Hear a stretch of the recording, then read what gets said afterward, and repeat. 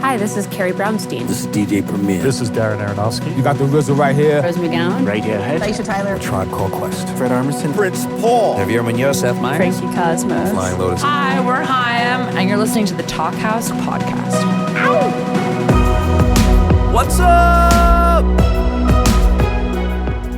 I'm Elia Einhorn. Welcome back to the Talk House podcast. Today I'm joined by Nick Dawson, editor-in-chief of Talk House Film, and welcome back from your travels, Elia. Thank you so much. I was in Thailand and India on a brief sabbatical. Not that listeners would know, we kept running podcasts while I was gone, Nick. We just crank it out. We never stop here. We never stop. Speaking of never stopping, we have a very fucking cool episode today. Karen Gillan in conversation with James Roday. Two very good friends, two very cool actor, writer, director people. Multi-hyphenates. Multi-hyphenates. These people are really so fun to listen to and actually also very good at doing that whole behind the camera thing too. James Roday, of course, is probably best known for playing Sean Spencer on the USA show Psych. The fake psychic. Who doesn't love a fake psychic? I guess people who want to see a real psychic. Who actually want to see the future. Yeah. And he's currently starring in a very different show, the drama series A Million Little Things. As you mentioned before, Nick, he's also a man who spent a lot of time behind the camera. He directed the 2015 horror film Gravy. He's directed a ton of episodes of Psych, other TV shows, and his second feature as director, Treehouse, is now on Hulu as part of their collaboration with Blumhouse, Into the Dark. It's a slow-burning horror movie with a sort of Me Too angle, which is something they touched on quite a bit in their conversation. Nick, something I didn't know before hearing this conversation is that Karen Gillan is actually a huge horror fan herself. I think of her in a very different light artistically. Of course, she's best known for her roles in Doctor Who and in the Marvel Cinematic Universe. As Nebula in Guardians of the Galaxy. And Amy Pond. In Doctor Who. But she's also a writer-director as well. Like her first feature came out last year, and it is a dark and funny film, but horror, yeah, that was news to me as well. But they are deep horror nerds. I love it. I love some good nerdery, and there is some really solid discussions of horror movies and films that other people might find a little obscure, but which I recognize the names of and had seen. I recognize the name of Jumanji. That's a huge horror franchise she's been a part of. That is too scary for me, personally. But we get to hear about some Jumanji gossip. And they talk even more about The Party's Just Beginning, Karen's first directorial feature, and James's recent time behind the camera as well, and what they'll both be working on in the future. Nick, these two old friends sat down in a new venture, James's Bar to Be, that's still under construction. Yeah, Eagle Rocks, the Grant, will be a really good place to grab a drink. But right now, there was a little bit of construction noise that we could, that was bleeding in. Maybe not the best place to record a podcast, but having said that, what a podcast they recorded. They did. They touched on so many cool things, from James's obsession with Highland cows to their mutual love of Lynn Ramsey and that letter that Karen sent to Michael Haneke. That story is amazing. Also amazing, we get to skinny on Cagill's upcoming projects, including Avengers Endgame. I have heard of that movie too. I believe there's a certain amount of interest in it. And equally, we get a pretty entertaining take on Dwayne "The Rock" Johnson, who, of course, is Karen's co-star in the Jumanji horror movies that you mentioned previously. Should we run the tape? Let's run that tape. Okay, this is happening now. It's happening. Oh my God, he's locking the door. All right, we're locked in. Nowhere to go. It's me and old Cagill. And old Cagill. I have to be honest, I felt like this was going to be a long shot at best. You're a tough one to track down. Oh. You're all over the place all the time. I rarely have any clue where you're going to be, so I was delighted. Oh, well, thank you. Thank you for asking that me. it timed out so that you could come to this raw... This to be bar. That I think is healthy to be in, I think. I mean... Yeah, we're in a fairly raw space that... the word is that it was the very first Wells Fargo in Los Angeles. That's amazing. So there's some history here and some blood money, I bet. Oh, yeah. And some asbestos. Good brick. Oh, yeah. no, don't Probably. say that. I mean, at some point. Just don't disturb it. And soon, relatively soon, it will be a new dope place to be bar called The Grant. Here in Eagle Rock. I can't wait to be in here drinking alcohol. And you'll remember being here when there were chains hanging from the ceiling. Oh my goodness. And it'll be a completely different experience. Yeah. And there'll be pictures of my dog in evidence when that happens. My dog, who you knew, Frank. may he rest, a fellow ginger. Oh, I know. God bless that dog. Yeah, he had a good, solid run on this earth. He did. He's now he's chilling out across the Rainbow Bridge. And we'll remember him every time we come here and have That's lovely. The drink that's going to be named after You should him. have yes. Called the Space Walrus. What the Space Walrus? What does that consist of? It's probably going to be like a vodka gimlet because that's what you like. Yeah, because I want to be able to drink a lot of them. You like a good vodka. So it's a very selfish mixology request. No, it's the way Frank would have wanted it. I think so. I have to confess that I am feeling so weird and spaced out right now because I saw something on TV like before I came here and cried my eyes out. It was just an old guy falling over and it was horrible. Like a candid real life moment of an old man falling down? Yeah, and it made me cry so much and it made me think like there's nothing sadder than seeing like an old person in pain, is there? No, that's tough. Oh, and God. My old dog is kind of what made you think of that. Well, not exactly. I just felt like I wanted to explain my weird, like... Oh, you don't seem any weirder than usual.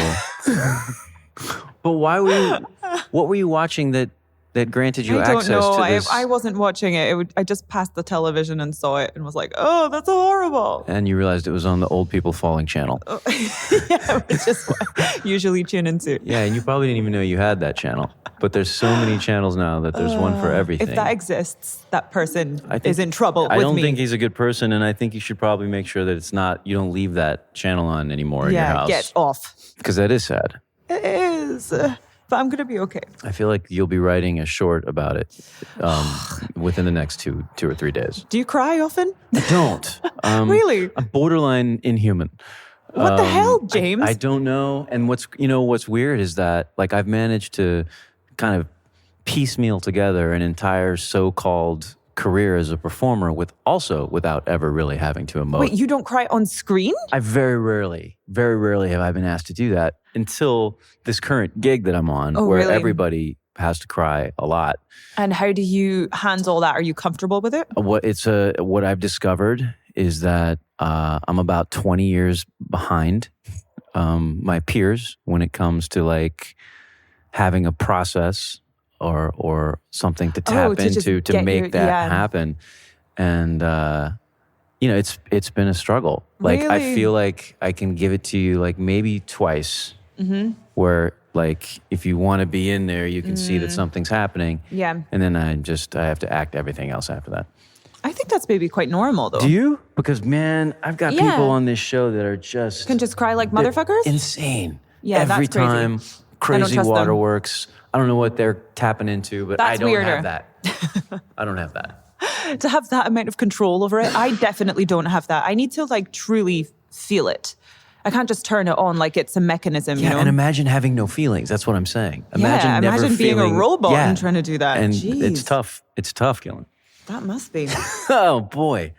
I didn't cry while watching your movie. However, it wasn't a teary movie. No, I don't think it was... I would hope that it would stir up something. It did. It stirred up many, many things. But it wasn't tears. like a weepy movie, but like it felt very like cathartic though, for sure. That's a good word to hear. Yeah. Because I suspect just in the amount of time since we shot it till now, this issue has become even more polarizing. So true. I have so many questions. Yeah. I'm going in. So right? I'm very curious just to see sort of how this is received now because there have been so many things that have happened that have kind of blown my mind. So when did you actually come up with this idea, and was it before all of the movements like Me Too and Time's Up? The irony. They're just having fun outside, right? That's not turning into a conflict of any kind? No, they're painting. Yeah, they're just having a whale of a time. Oh yeah, they're swapping stories about simpler times. The irony, if I know that's a term that gets thrown around probably incorrectly most of the time, but the irony is that this idea actually came into fruition before the movements, which was kind of it was bizarre to be sort of bandying about with this idea, just because I felt like, well, here's a story that could be interesting to tell from with a very sort of specific, targeted perspective of like this type of man. Yeah.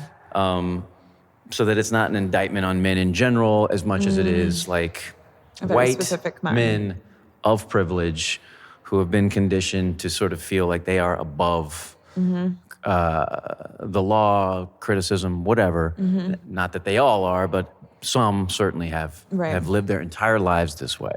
Like, let's dig into that. And I had 2/3 of a movie that I thought worked pretty well and no real clear idea how to end it. Oh, really? Or how to bring it home, which is why it sort of ended up on a shelf for a while. Right. And then I was like, you know what? I'm going to dust that off, and I'm just going to start pitching 2 acts worth of it to a bunch of women in my life. And hopefully they will tell me how this should actually end and where this story should go. And that sort of was the process that got me to, okay, I actually have a pitch. And then before I could even, start designing what I might want to do with it, the movement happens. Yeah. It suddenly becomes the only thing that anyone is talking about. Yeah. Blumhouse calls and says, we're doing this anthology. Do you have anything for the month of March, July, or I can't remember the other month that was open. March is when International Women's Day happens. Oh. And I said, you know what, I do. And I have no doubt that because of the climate and because of everything that's happened, this thing was put together as quickly as it was. Right. I mean, I spent almost a decade making my first movie, and this happened over a phone call and a weekend.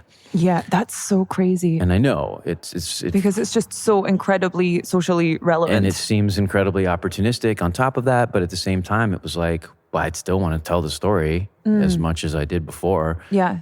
I was interested to talk to you about the perspectives of the movie, because would you say that this is a movie from the male perspective on this sort of female?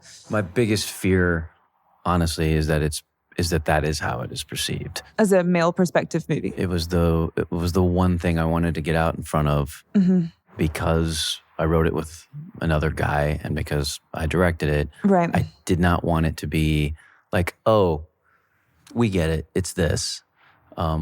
Which is why I surrounded myself with so many women from this, from the breaking of story of it forward. And I was like, you know what? The only way that this movie is worth making right now with this temperature is if it doesn't feel like a guy mansplaining the movement to viewers, which is why the ending changed 4 times. It did? Until we finally landed on something that all of the women signed I off want to know on. what the other ending. I mean, are you Much darker, as you can imagine. Because again, it's like coming from male perspective, you just, the first thing I jump to is like, oh, catharsis? I'll show you catharsis. Let's watch the most fatalistic, dark version of what could happen to this character possible and cheer. But it became very evident to me that while that may provide a very brief sense of satisfaction, it's not actually contributing to anything. It's not actually going to move the needle. It's not actually going to be part of this conversation in a constructive way. So then it became a journey about, okay, well then what do we want to say actually? Yeah. And that's where my job as a storyteller kind of stopped. And Juliana especially, who produced this movie as well. She produced it? She did. Brilliant. She kind of took the reins and said, this is, I think, what we need to say if you do truly want to represent at least a prism of the female perspective, because of course, obviously you can't represent everybody. No. So this particular chunk of female perspective is where we landed, which is hopefully something a little more evolved and thoughtful and instead of aspiration instead of condemnation. Is there a way to sort of get through? Is there a way to reprogram? Is there a way to change? Yeah, well, that's the hope, and that's what everybody wants out of a movement like this. It's not a witch hunt, as some people call it. It's about, causing a change in the male perspective. And unfortunately, as much as maybe we wish it was different, it does kind of start with it's a very specific set of individuals who need to open their eyes first and recognize, hey, whether it's fair or not fair, this has been going on for centuries, and it's still mostly us that are in positions of power, and mostly us, and everything trickles down from there. Yeah.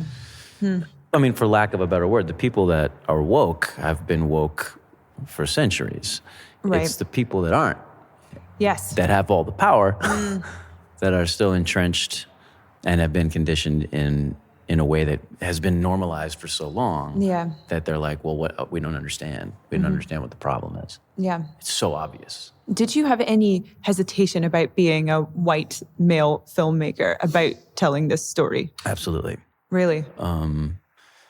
And I thought, okay, how can I help this narrative not seem like that's the first thing anybody's going to think of? So the other thing that we did, which was not difficult at all, but I thought, wow, what a cool thing that maybe someone can see and be like, oh, well, we want to do that too, is we populated that set with almost all women. I saw that in the credits, actually. Every department head, every designer. And your stunt coordinator Stunt too? coordinator, editor, Brilliant. composer, like you name it. But you often work with a largely female crew, right? I love working with ladies because I generally find them to be, frankly, more collaborative, frankly, more enlightened. And I often will get a perspective out of something that I can't get. Well, that's it. It's nice to balance it out a little bit. Like Tarantino works with like a female editor. It's quite common, isn't it? It just makes it better, I find. But with this particular one, it was tricky because it was like I could have not directed it. I could have not written it. But the window of opportunity was about this wide. Yeah. It was a bird in hand. It was somebody saying, okay, if you want to do this, the light's green, go. Yeah. And because of that, it also made the most sense for me to sort of lead the charge because I've been living with it for the longest. And yeah. I mean, the clock was just, we did this in so little time. Really? How many days were you shooting? Shot for about 15 and a half days. 15 and a half days? No. For not a lot of money, obviously. I am truly shocked that you made that in 15 and a half days. True story. And then, we were prepping while I was writing because the movie was, Blumhouse, they sort of march to their own beat. They do whatever they want. And they're the only studio I know of who would do something as crazy as what they did, which is they greenlit this movie on a phone pitch. Wow. And then because of my timeline and my schedule and having to go off to do the TV thing, they were like, okay, well, you basically need to start prep, but you also need to write the script. So I was writing and prepping. That was one process. Whoa. And then it was really fast. And then what about influences, like other movies? Did you have any sort of, I hate this, but like comp movies that you were inspired by? I think we've spoken about this movie before, but Raw. Oh, Raw. That movie got into my head in a way that very excellent. Few movies have, and it's still in there. Yeah.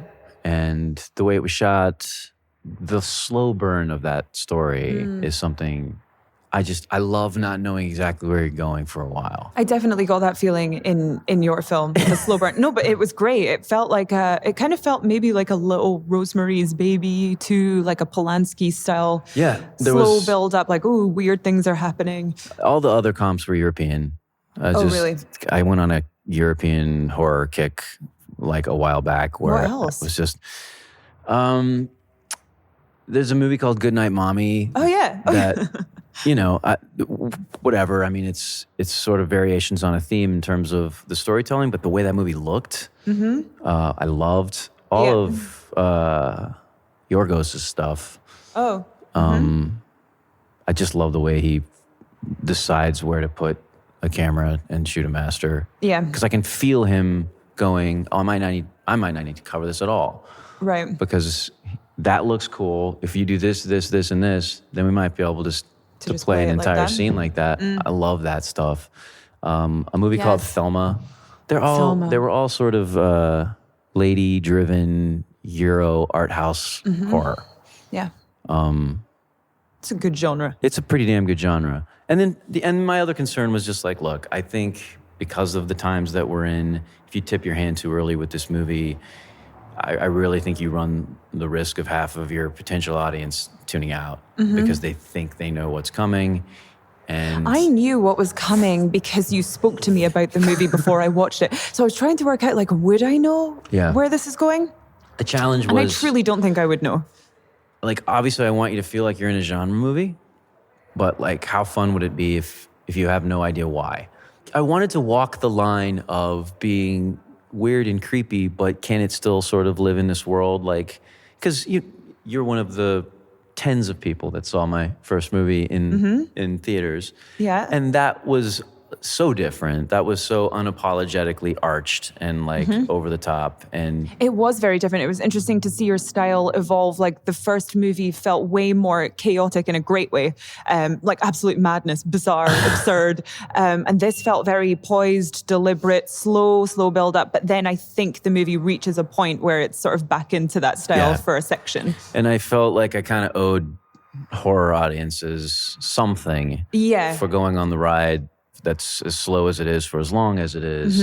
Just kind of wanted to rip the Band-Aid off at some point. Yeah, that's a nice payoff. And let them, and also, you know, I love horror and I think horror should be fun. Yeah. And I don't want that to get lost in the fact that we have something to say either, because why do we make films first and foremost? I just love being behind the camera, you know? Yeah. I love storytelling. I love entertaining. I don't want it to get bogged down in a message, because I think you don't need to watch a film to hear that message. You can go to a rally, you can go online, you can go on social media. I mean, believe me, It's there. it's there.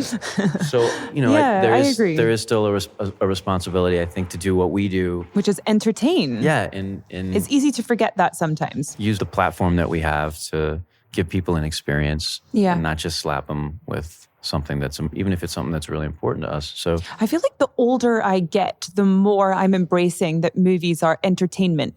They can be used for a strong message, and I think they should be, but also we need to remember that this is like an escape from normal life. I think in my 20s, I sort of didn't view movies in quite the same way. And I was all about like these like social commentary, like very sort of stark movies. But now I'm like, I just want to eat some popcorn and get away for a second. television too. Like I've learned that lesson in a completely new way this year, just working on a show that deals with a lot of pretty serious issues that, you know, sometimes when you're doing it not for real, you can become really sort of judgmental. And then you realize, oh, if you can do it relatively authentically, people will connect to it. Yeah. People can have, like you said, a real catharsis and get something out of it. And I don't know if there's anything more gratifying when it comes to what we do. Yeah. To find out that, oh, we're not just putting it out there into a vacuum. Like, it's actually affecting people. Holy shit! All of a sudden, it comes with a responsibility and an obligation to do it as right as humanly possible. Yes. But to your point, I think you also always have to remember that, like, people work hard Yes. every day. And we're so lucky to be able to do what we do. And I think a lot of times they look to us to, like, help them blow off some steam and Absolutely, make them that's laugh, it. transform them, take them somewhere else. Like, that's what we can do. Yeah, when I Otherwise, got back to Scotland in the dead of winter, and I went and saw La La Land, and I was like, I finally understand what the point of movies are. That I know what it means now, because I needed it. I needed the sunshine. I needed the music. I needed to get away from that for a second, and it was incredible. That's what we can offer. Yeah. Otherwise, we're just like human clown bulldogs walking around playing dress up. I don't really know. Clown bulldogs. But no, I've sort of landed in a similar place recently where I'm just like, that's a huge chunk of what we do. And yes, we have to be showmen. I just made a short film that's a horror movie. So I just finished it the other day, and it's been such an interesting experience. I basically went full, indulged in the commercial fun horror movie vibe. Nice. And I never expected myself to do that. And I was going for jump scares, which are incredibly technical and difficult to execute. And it was just so much fun. I loved every second of it. Now, does this have anything to do with your other horror project, that Axe Wound? Oh, no, it No, doesn't. brand new. I thought you were fishing for a second. I was shadow fishing because I Oh. just thought, what a strange interlude. Yeah. But nobody can see it.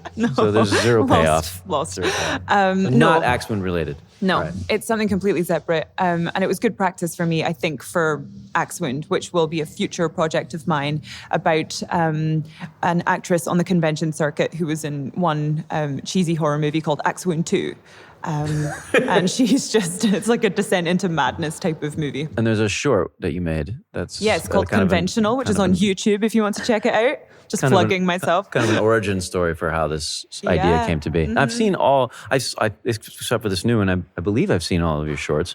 You And haven't. I've not seen There's all of one your I've shorts. kept from the world. Oh, goodness gracious. It's called Coward.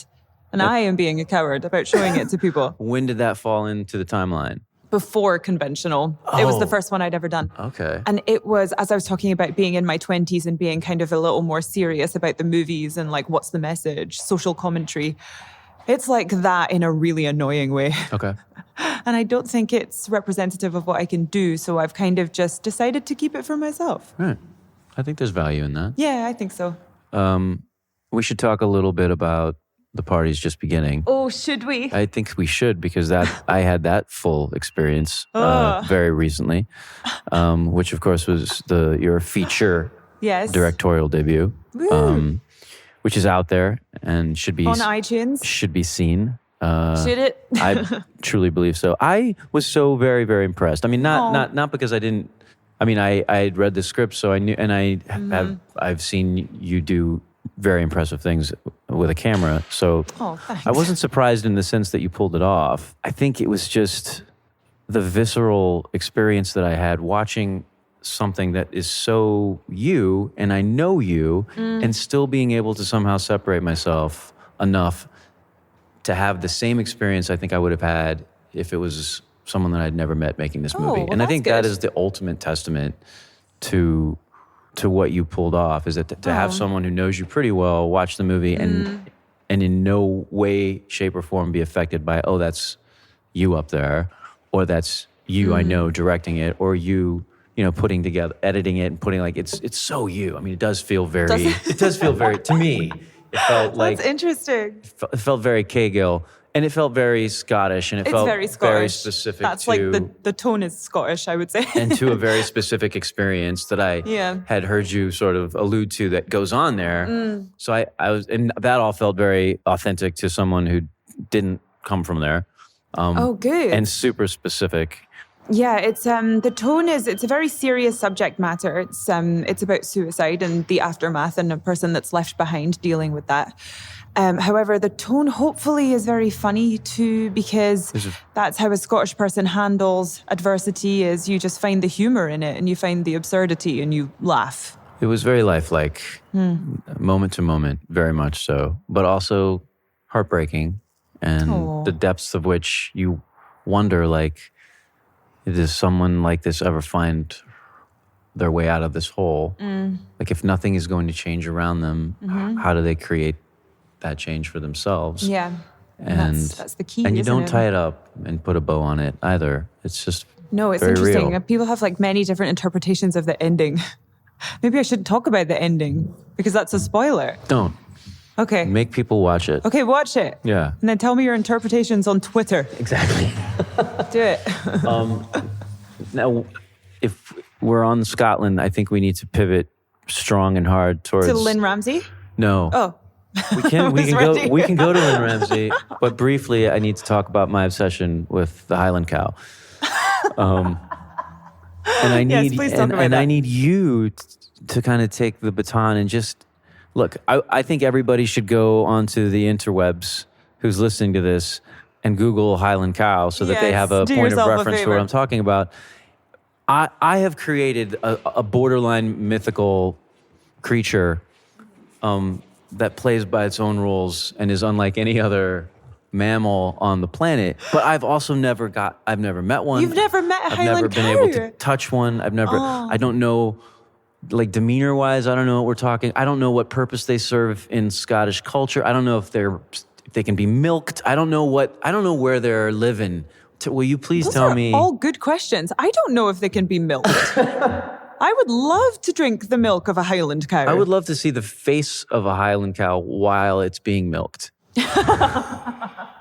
I just imagined it for a second. I don't want it. It's so very expressive when it appears to be doing nothing that I would want to know what happens if someone actually did that. Yeah.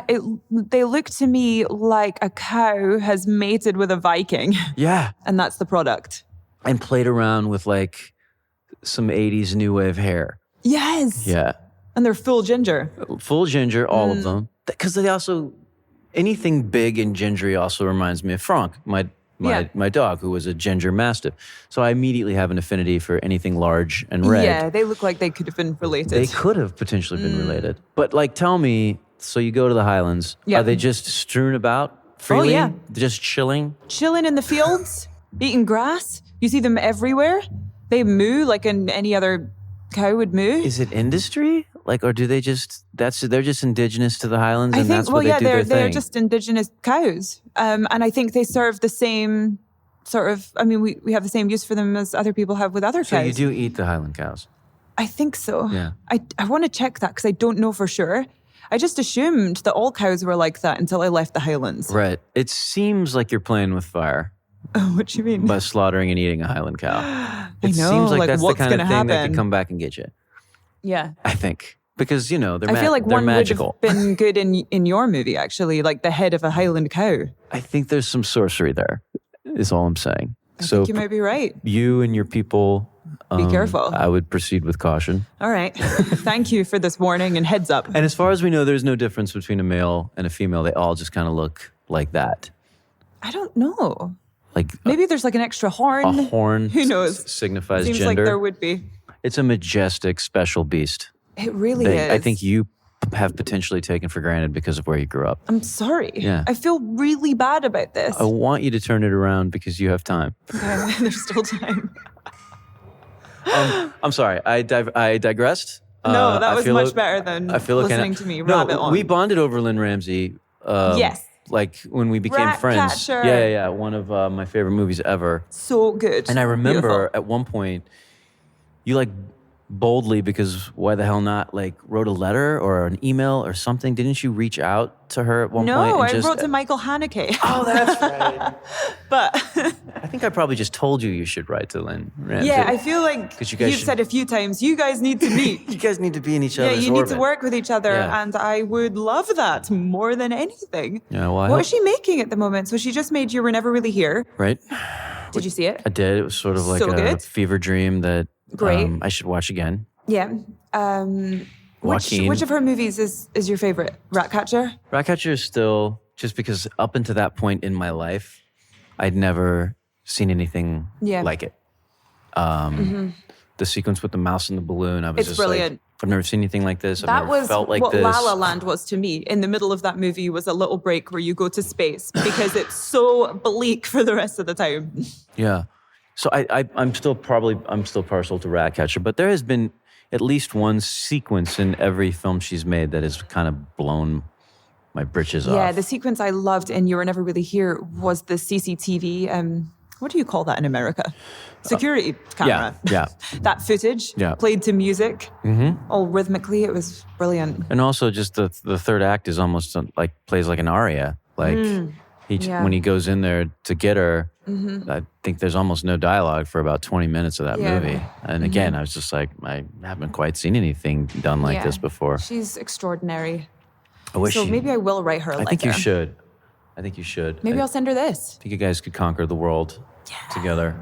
That sounds great. No, I did write to Michael Haneke. He has still not written back. I don't know if the letter ever got to him. I think I sent it to the university that he lectures in. So who knows?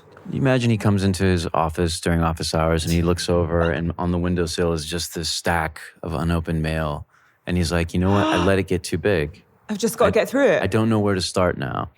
Like, there's too many of them. And somewhere in that pile is the letter from old Cagill. From old Cagill. Just like, hi, Michael. I'm a really big fan of yours, and I love your movies, and I want to be in one. That's basically how it went. He should open that letter. One day.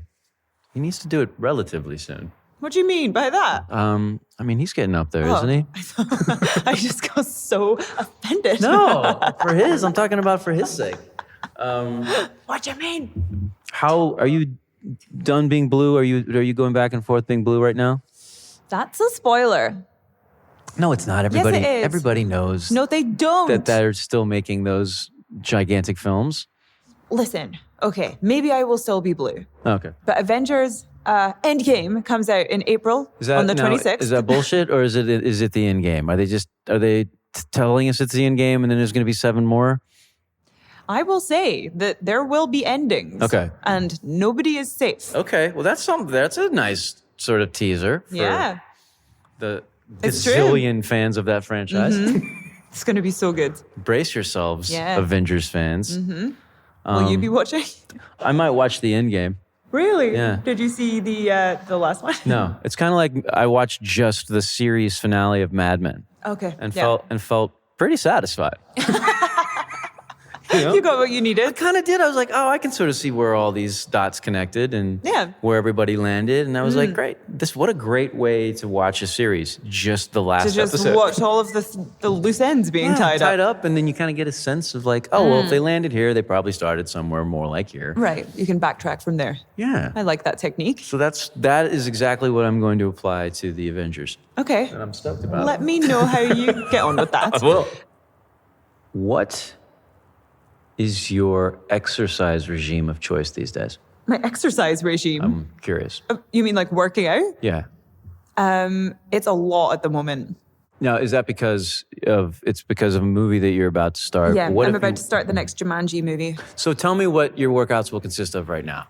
Right now, it's insane. So that people will know how much work we put in sometimes. It's really hard being an actress. No, I get up and I've started running. So I'm like out of breath and I'm like, why? And then I will do like an hour with a trainer.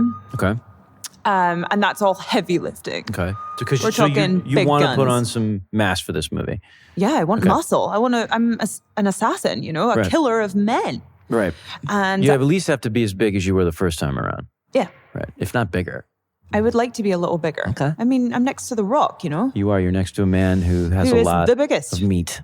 Firm, toned meat. The variety of toned meats is what makes up his body. Talk more on that. That's what I see. I see something that feels very alien and unfamiliar to me. Right. And then if you start breaking it down, you're just like, you could teach human anatomy if he just stood still. Yeah. With a stick. Just pointed to himself. Yeah, you just point to all the things that make up our systems. Anyway, go ahead. Anyway, moving on from that. Good for you. Good for you, Dwayne. Yeah, I mean, he works hard though, I can't even imagine. 2 hours every morning, I think. But no, and then I'll probably do like another run later in the day. So you're doing like 3 workouts a day? I mean, sometimes I'll miss the third run. All right. And it doesn't sound insane when I say it out loud, but it feels insane because it's every day. There's no days off. But it's also a diet. You also have to eat right. And like last night there was a party in my house and everybody was eating pizza and I had a plate of apple. And I ate it around people and it unnerved them, frankly. Right.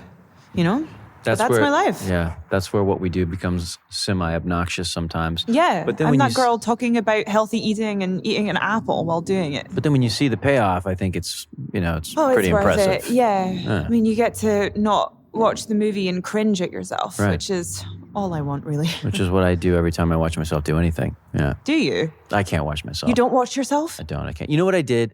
Very, very early on, I would watch myself to see if I had any excruciatingly bad habits. Right. That I was like, if you don't break them now, you'll never break them. Yeah. And I discovered a couple things that I was like, you look like a person who belongs doing something else besides acting. Blinking was one of them. Oh, God. I was like, you can't say a word without blinking. It looks like you have a problem. Right. So, I effectively forced myself to like stop blinking. And then for a while, I looked like I had a different kind of problem because I never blinked. Oh, yeah. And then you find a lot of actors don't. you find feel like it's a technique. you got to find something in the middle. You just look like a human. Yeah, just be normal. try Don't to- be peculiar. Try to have feelings. Try to blink when people blink. It's been Yeah. tough for me because I'm an artificial person. Well, yeah. Yeah. You do sound a little like an alien that's trying to be a human. No, I am Ian Holm from Alien. That's yeah. I bleed weird white milky acid. It's nice. That's a weird reveal for a podcast. Yeah. But I feel like we've opened it up pretty nice, right? I feel semi-comfortable saying that. But Yeah, no, you should. I can't watch myself anymore. I feel like we live it, right? We rehearse it, we do it sometimes 50 times. We do it to death. I'm convinced that if you watch yourself, you learn. Yeah, you're probably right. However, I've stopped watching myself as well, and I don't know why. I think I've just gotten older. I think I'm like, I don't want to see this face. You don't want to see the face. I feel like I could always, at any given moment, come up with 12 other things I should be doing besides watching myself. Yeah, but you do improve from it. I'm convinced of it. I don't know. Or maybe you don't. Maybe you become more self-conscious. It depends on the person. I guess it really does. It's like anything, I guess. Yeah. What's next? What's the next K-Gill in front of the camera thing that's coming our way? In front of the camera? Yeah. So I have, Avengers coming out April 26th. April 26th. So So that's watch right around that, the corner. Endgame. And then I shoot the next Jumanji movie in the next couple of weeks. Great. I'm going to start that. And then I go on to another movie called Gunpowder Milkshake, which is an assassin movie. So you'll need to stay in shape for that. Maybe so you'll get just, a little more in shape. So you'll I've just got more continue fight sequences. Okay. All right. And that script is completely incredible. It's with Lena Headey from Game of Thrones. She can whip some ass. Yes, she can. I'm so excited. And it's an all-female assassin movie. And I'm excited. So basically, you've decided to just do really tiny movies for a while. Yeah. No, in front of the camera. Behind the camera, I'm doing tiny ones. Yes. And do you already know what's happening next on that front as well? No, I don't The actually. short, finishing the short. Finishing the short, seeing what happens with that. Maybe Axewound will be the next one. That's a lot. That one's a lot of fun. It really You is. basically get to make 2 movies for the price of 1. Kind of. Yeah. Well, there's a new draft now. I don't want to give anything away. I won't give anything away, but I worked with a writer for the first time in my life. Anne Lane, her name is, who you know. Of course. Yeah. Another and she's ginger. Another ginger. I guess I only work with gingers. Yeah. My producer is a ginger girl as That's well. right. So the 3 of us are like 3 gingers writing the weirdest stuff ever. But she is amazing, and I had such a good experience collaborating with her. And Anne's it awesome. was great. It was a really good experience. She's very talented, and her sensibility, I could imagine, is very right for Axewound as well. Yeah. Yeah. She's a big horror fan. I know. Love that. Yeah. And what about you? What's next? I just finished the first season of this program, this television program, and we already know that we're going to do another one. Mm-hmm. So that part of my life is kind of accounted for. Mm-hmm. So I have until July. Okay. We're going to do another fun psych project. Oh, really? That's exciting. That won't take up a ton of time, but we just have the coolest fans ever, and they keep screaming for it. So, I mean, how cool to have an appetite for something that you never thought was. Still can't believe the life that thing took on. And then, figuring out what I want to do next. As a filmmaker. As a filmmaker, it's hard to imagine leaving the genre yet, because I just feel like there's plenty of stories, good stories, to be told. Yeah. In the horror genre. Mm-hmm. And I don't know. I just feel like I probably need to do at least 1 or 2 more before I feel comfortable saying, okay, I'll leave this thing that I love and go over. Are there and do other something genres else. that you would like to dabble in? I can't think of anything that I wouldn't enjoy dabbling in. Yeah. Even if it's just a goof. I just feel so obligated to show people that horror movies can be good. Yeah. And I feel like now more than ever, because of what Jordan Peele did with Get Out. It's like horror has the stigma is detaching. Horror I feel. has a seat at the table again. It really does. And so I feel like and it's wildly popular. We're talking like some of the biggest box office numbers out there. Yeah. So there's like a huge appetite for it. And the therefore, window's great ones are open. coming along. So strike while the iron's hot and show people that it's not a fluke, right? Show them that it's a legit genre where good stories can be told Of and course. well crafted, and they can look beautiful, and great actors can come in and do great work. What's your favorite horror movie of all time? Man, that's a tough one. Don't even think about it. What is it? Say it. God damn it. You're taking too much time. But because there's so many subgenres. I mean, You just have to do you pick one. consider A Clockwork Orange a horror movie? No. What do you consider it? A dark social commentary? Yeah. On violence. Okay, then I might have to say, I don't know. My answer will change every time you ask me this question. But today I'm going to say An American Werewolf in London. Okay. And what will you say? Go. I will say The Shining. Okay. Yeah. And will you always say The Shining? Yeah. That's it. That's number one. That's number one. Number two might change. Maybe that would be, I think it's Repulsion. Very good. And probably not one that a lot of people necessarily have seen or would consider immediately when you're talking about horror films. But it's actually kind of a good reference for your movie in a way. Like it's similar themes, I would say. Incredibly relevant now. All true things that you're saying. So watch it. Yeah. Go find Repulsion. I love John Carpenter's The Thing. Oh, yeah. I love the Texas Chainsaw Massacre. Oh, yeah. I love Don't Look Now. I was reading this thing about the guy that the Texas Chainsaw Massacre was based on. Ed Gein. Oh, my God, yes. Yeah, loosely based, but yes. Loosely, sorry. I mean, I've never been more disturbed in my life. So terrifying. He made lampshades. Yeah. And you bought one of them, so what does that say about you? I did not. I did not buy a lampshade. I cannot thank you enough for carving out a little bit of time to come hang out with me in Thank this you. strange, raw bar space. I'm so excited for people to see your film. I'm excited to see the reaction. I'm curious to see the reaction. And, like I said, right now, more than anything, I think it's just important to keep the conversation going. Yeah, and this film is definitely going to do that, and it's going to spark some opinions. Absolutely. Positive, negative, and everything in between. But that's what art should do. Now is not the time to be complacent, that's for sure.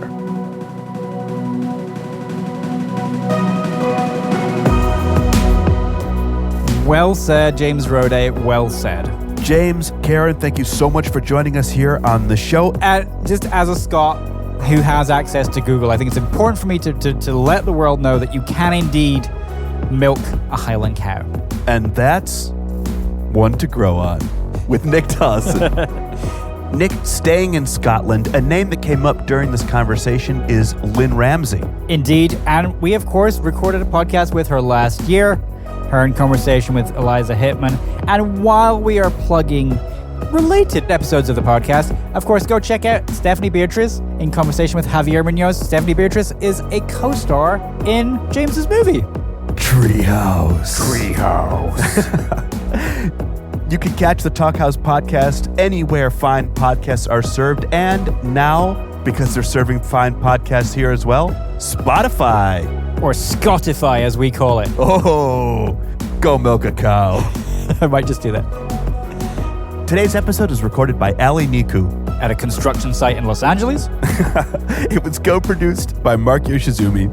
The Talkhouse podcast theme song was composed and performed by The Range. Till next week, I'm Ellie Einhorn. I'm Nick Dawson. Peace.